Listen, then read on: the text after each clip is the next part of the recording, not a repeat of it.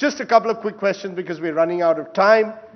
The word that I've often wanted to ask you about, because reading your book, it comes 53 times, as my researcher told me, empathy. The word empathy. While we look at a new digital word, how do you code empathy into people? Is that something that you can't have artificial intelligence or quantum computing or mixed reality bring in empathy, a word that you've made part of the culture of your company. So tell us a bit more about empathy. It's a great sort of observation, because the way I think about it is empathy is not something that is separate from innovation for me. In other words, when I look at what Microsoft's core business is, we're in the business of meeting unmet, unarticulated needs of customers. There's only one way we can do that, which is to have a deep sense of empathy for what is happening around us.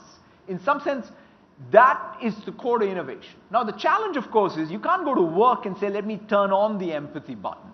It's your life's experience. I didn't have any innate empathy that I was born with. It's life's experiences that teaches us. And if we can harness that, even at work, in fact, that's why I feel that it's very hard in today's modern workplace to say, well, let me behave differently at home and let me behave differently at work. You need to be able to figure out how to harmonize your life so that, one, it's simpler for you, and more importantly, you're more effective both at home and at work. And that's where it comes from.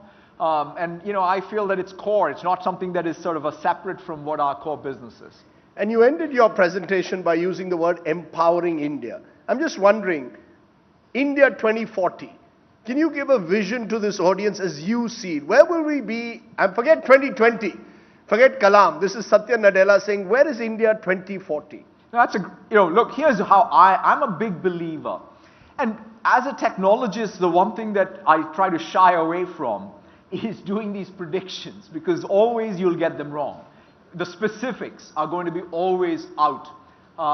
In some sense, it's just very hard to sort of look at the progress. But the one thing that I do believe in, the choices that people in this room make in 2017 are in fact going to define what's going to happen in 2040. Because life is path dependent. Societies are path dependent. People talk about AI. We have a choice in front of us. AI can either empower us, AI can be inclusive, depending on the choices we make as designers of AI versus abdicating the responsibility for new technology. So that's at least what my belief would be. So you're saying the future is uncertain, but it depends on the choices that India makes today. Absolutely. Let me end by trying to humanize Satya Nadella, the boy from Hyderabad public school who had this dream of playing cricket and ended up being the CEO of Microsoft. So if I were to ask you today, cricket or tech talk, what is it that you prefer? One of the most amazing experiences as part of this book tour was to go to the Lords and interview with ESPN Cricinfo and talk about technology. So it harmonized my entire life for me. I went to the sort of the headquarters of cricket and talked about the two things that I'm most passionate about. I was just wondering, the day will come when robots replace cricketers. That's not going to happen, hopefully. But if I were to also ask you, Hyderabad or Redmond, because this is the great Indian story, where is Satya Nadella's heart, in Hyderabad or Redmond? I would say I grew up in the Deccan Plateau, and now I live in the Sammamish Plateau. And both of them are very much part of my life. And as I always say, I'm a product of two amazing American things: American technology reaching me where I was growing up, and the American immigration policy that allowed me to live my life. And I will always be thankful for that. Running or pumping iron? Running.